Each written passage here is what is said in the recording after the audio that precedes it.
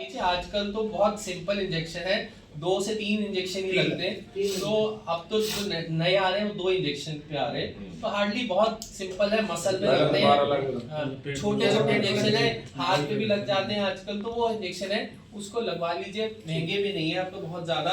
तो उसको अवॉइड मत कीजिए, चाहे कुत्ते के दांत भी लगे हो, कुछ भी लगाओ तो अवॉइड मत कीजिए। अगर दांत सिर्फ दांत ही लगा है थोड़ा तो आप उसका नुकसान नहीं है, ये समझना है कि इंजेक्शन का कोई नुकसान नहीं है। अगर आप इंजेक्शन लगवाएंगे तो ये नहीं कि कल इसका मेरे को नुकसान होगा, ये सोच के लोग अवॉइड करते हैं।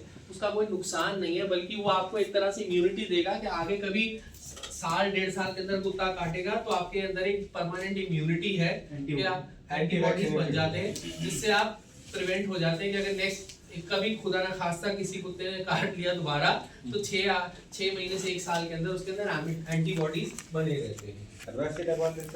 हाँ लगवा कुत्ता के बीच में डोल दूं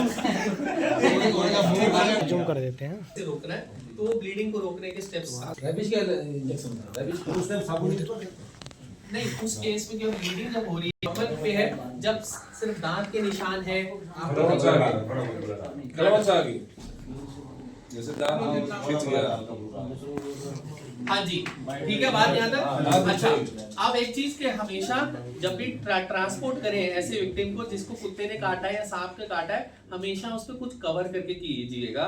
हमेशा जब घर लेके जा रहे हैं डॉक्टर के क्लिनिक या अस्पताल में, हमेशा उस जगह को कवर कीजिएगा, चाहे पट्टी से चाहे कपड़े से, जैसे भी उसको कवर करके ही हमेशा ट्रैवल कीजिए, ट्रांसपोर्ट कीजिए। खाली खुला मत ट्रांसपोर्ट मत कराइए, ठीक है।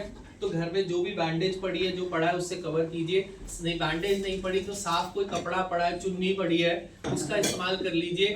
साफ जो भी कपड़ा पड़ा है, कपड़े को फाड़ के साफ कपड़े को उसके बांध के ही ट्रैवल कीजिए, क्योंकि समझिए कि ये रास्ता खुल गया है, बाहर से हर तरह का इन्फेक्शन अंदर आ सकता है। एक बात समझने की है, कोई भी इंसान काटने पे, जलने पे, एसिड पे कोई भी मरता इन्फेक्शन से है।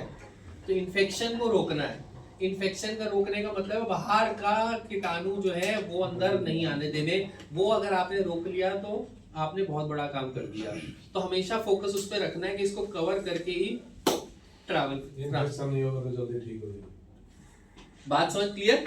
अब आगे बढ़ते हैं। अगला हम बात करते हैं ब्लीडिंग के बारे में। ब्लीडिंग जब कभी हो रही हो तो ब्लीडिंग को कैसे रोकेंगे। मैं एक कॉमन कंडीशन लेता हूँ, हाथ की कंडीशन लेता हूँ। हाथ आ गया, मशीन में आ गया, उंगली कट गई, तो क्या करेंगे? एज अ फर्स्ट एड हम क्या करें? क्या करते हैं? सबसे पहले तो उसको पकड़ के ऊपर। अच्छा, डायरेक्ट प्रेशर। सर गांव वाले साइड तो हल्दी वगैरह लगाते हैं, वो तो बाद की बात है, वो तो लगा के फर्स्ट एड करके तो डायरेक्ट प्रेशर तो पहले सर ब्लड यहाँ से दबा लेंगे ना, ताकि ग्रेविटी कम काम करे। पहले तो ये हो गया, उसको यहाँ से पकड़ के दबा के और हाथ ऊपर रखें, तो ये खून का सर्कुलेशन दबाने से हो जाएगा, ऊपर की तरफ रहेगा तो ब्लड। और कोई सलाह? तो मैं बार बार कह रहा हूँ, लेकिन सबका हमारा फोकस शिफ्ट हो रहा है, खून को रोकने की बात कर रहे हैं। मैंने कहा खून रोकना सेकेंड होगा, खून रोकने से इम्पोर्टेंट कुछ और है। क्या? इन्फेक्शन को हटाना है। आप समझिए 3.5 लीटर खून निकल जाएगा तब तक आदमी को कुछ नहीं होगा, लेकिन हम खून को रोकने में पहले घुस जाते हैं कि पहले खून रोके। लेकिन जो साइड आप समझिए उंगली कट गई, एग्जांपल सब भारी उंगली मशीन में कट गई तो हमने पकड़ के बारना तक तो लाना, हमारी फर्स्ट एड तो घड़ी। फर्स्ट एड बताता हूँ क्या करना है हमें। आप समझिए ये उंगली कट गई, ये रास्ता खुल गया है, यहाँ से जो भी बाहर का ब्लेड के पीसेस थे, मेटल के पीसेस थे जहाँ से कटा, वो सब मेटल के पीसेस अब अंदर खून के रास्ते पूरे शरीर में फैल रहे हैं, ठीक है। और उनको मुश्किल से लगते हैं, जहर जितना फैलता जाएगा हाथ काटना पड़ेगा, ठीक है, क्योंकि वो जहर खतरनाक है, उससे उंगलियां पूरा हाथ काटना पड़ेगा। तो हमारे को यहाँ पे फोकस एक छोटा सा करना है पहले, और फिर खून रोकना है। वो क्या है? वो साफ कपड़ा है, रुमाल है, उसको लीजिए, जेब में रुमाल पड़ा है, साफ कपड़ा है, उसको चाहे अगर बेटर होगा कि अगर उसको भी आप, और जिसके पास है चाबी उसकी जेब में, उस टाइम में सब कुछ नहीं मिलेगा। डिटोल की वेट नहीं करनी। मैं तब तक बात कर रहा हूँ कि जब तक डिटोल या फर्स्ट एड बॉक्स आ रहा है, तो उससे पहले सबसे पहले पानी, प्रेशर एप्लीकेशन, एंड थर्ड जो आपने कहा लिफ्ट कर देना है।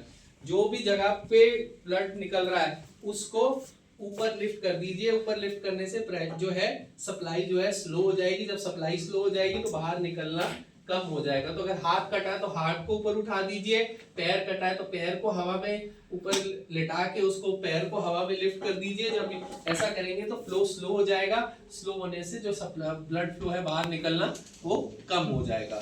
तो ये 3 स्टेप हमने एज अ फर्स्ट रिस्पॉन्डर हमेशा करने हैं जब तक हमारे पास फर्स्ट एड किट नहीं पहुंची। क्या है तीनों स्टेप?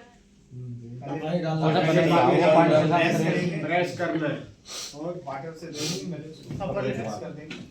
फर्स्ट एड किट हमारी आ गई। अब हमारे फर्स्ट एड किट में थोड़ी सी कॉटन भी पड़ी है, थोड़ी सी बैंडेज का रोल भी पड़ा है और डिटोल भी पड़ा है। अब उसका इस्तेमाल कैसे करेंगे? हमेशा रूल है इस्तेमाल करने का कि कॉटन और डिटोल को आप उसका साइज कोई रूल नहीं है कि कितना लेना है, वो आपको अपने दिमाग के हिसाब से देखना है कि जितनी बड़ी चोट है उतनी कॉटन और उतनी डिटोल उसके ऊपर डाल लीजिए। इसका कोई रूल नहीं है, जितना आपको ठीक लगता है आप डालिए।